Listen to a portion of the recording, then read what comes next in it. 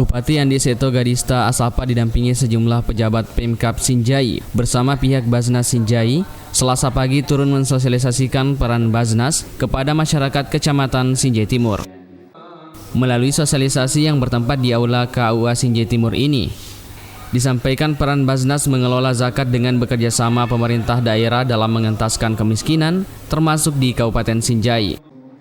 Bupati Andi Seto Gadista pun sangat mengapresiasi keseriusan Basnas Sinjai yang belum lama ini terbentuk dalam mendukung program Pemkab Sinjai. Seperti yang selalu saya bilang, Badan Zakat Nasional Kabupaten Sinjai bukan cuma sebagai lembaga untuk penyaluran zakat oleh umat muslim, tapi nanti ke depannya menjadi rekan kerja ataupun partner dari pemerintah daerah melakukan penuntasan kemiskinan dan langsung dibuktikan dalam waktu yang cukup singkat.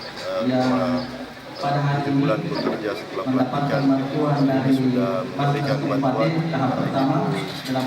dengan 3 bentuk program yang mungkin sudah sangat bagus, dari Sinjai Cerdas, Sinjai Sosial, diberikan berdasarkan data yang diperoleh dari Dinas Sosial. Pihak KUA Sinjai Timur yang juga memiliki peran dalam sektor pembangunan keagamaan di Sinjai sangat mendukung program Pemkab bekerja sama Basnas ini.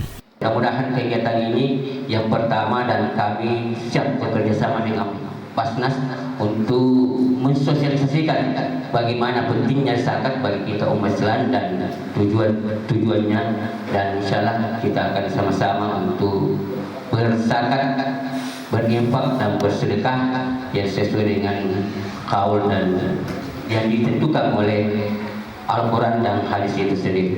Tidak hanya di Sinjai Timur, sosialisasi keberadaan Basnas ini akan menyeluruh ke kecamatan lainnya dengan harapan keberadaan Basnas dipahami dengan jelas dan memberikan manfaat bagi masyarakat Sinjai.